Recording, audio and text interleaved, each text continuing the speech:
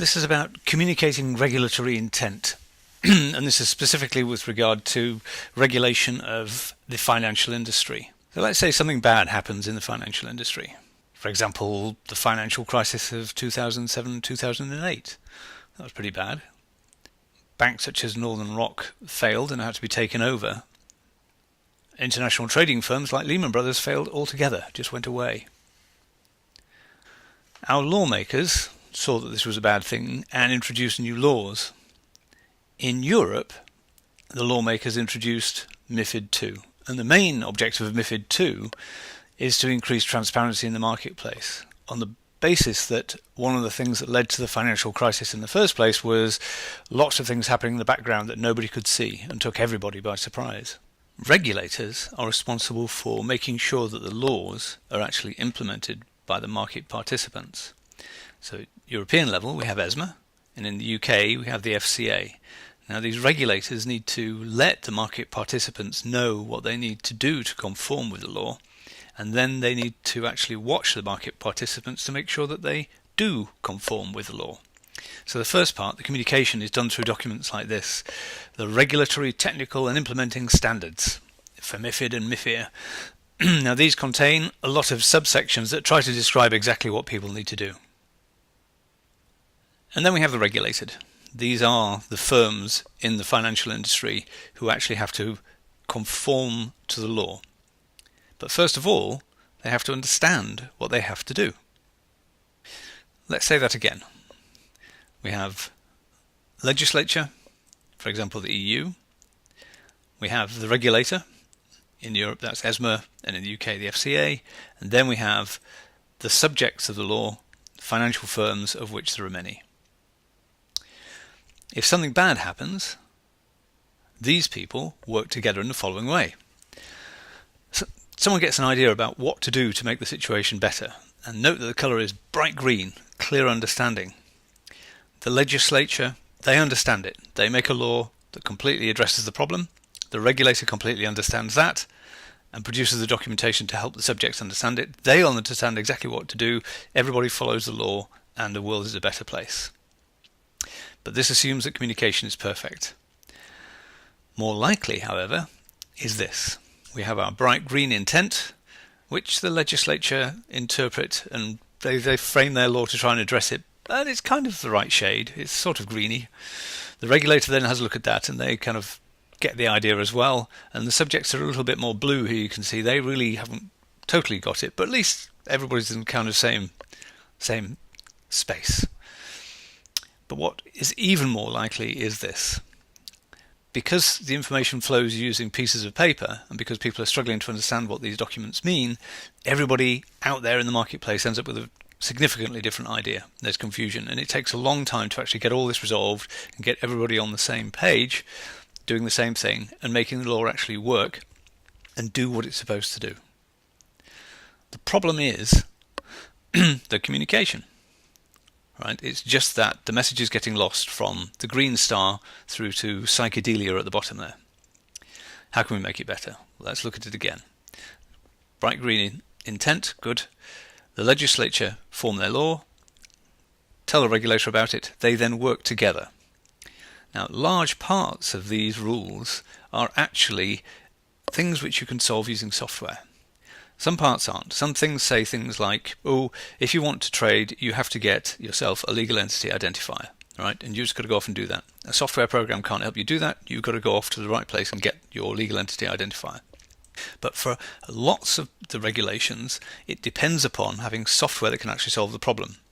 And what's happening at the moment is that the regulators are producing these big documents describing what firms are supposed to do, and the firms are individually converting that into software. Well, if the regulator and the legislature expressed what they meant in terms of code and came along with sample test data, then the subjects to the law could work with their industry bodies, for example ISDA, to get early access to that and understand it. Everybody would have a common understanding because there would be an executable model there, and they'd be able to give early feedback. And there would be a kind of a uniform understanding amongst the participants in the industry. For example, the MiFID RTS project, which you can find on GitHub. If you go to the GitHub site, you'll see all the code for the project and documentation and some working examples too. Now this code was actually developed within a Tier 1 investment bank, and that bank agreed to open source the code as an illustration of the kind of thing we're talking about here. The project implements the MiFID II RTS2 Annex 3 primarily. What does this mean? Well, if you look at the whole of the RTS technical standards document produced by the regulator, ESMA, there's 553 pages of it. It's broken down into individual regulatory technical standards. Regulatory technical standard 1 all the way up to 28, RTS 1 to RTS 28. Together they're all trying to address this transparency thing, try to make it obvious what's happening in the marketplace, but each document addresses a different part of it. The two which have been addressed as part of the software which is included in the project now are RTS2 and RTS23. The main aim of RTS2 is to provide a mechanism for grouping trades together, and this is in support of a number of the other RTSs which do reporting of different kinds, and we report on these groups of trades. So that's what RTS2 is about. It's about grouping trades together. RTS23 acts in support of that in this particular context, but to get RTS2 to work fully we needed the RTS23 implementation as well. So back on the GitHub website we can see these names are reflected. There's the RTS2 and there's the RTS23 code. Of the 553 pages in the whole RTS, RTS2 takes up 146 of them, so it's quite a significant proportion of the whole, and Annex 3 all by itself takes up 111.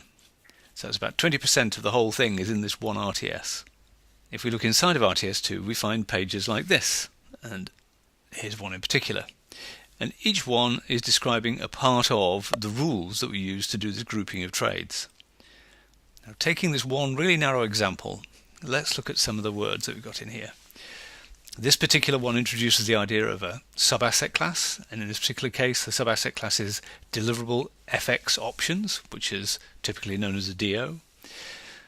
If we're looking at one of those kinds of deals, the things we're interested in are the underlying currency pair defined as a combination of the two currencies underlying the derivative contract, criterion 1, and criterion 2 is the time to maturity bucket of the option defined as follows, blah blah. Now this is text. Here's how the same thing looks in code.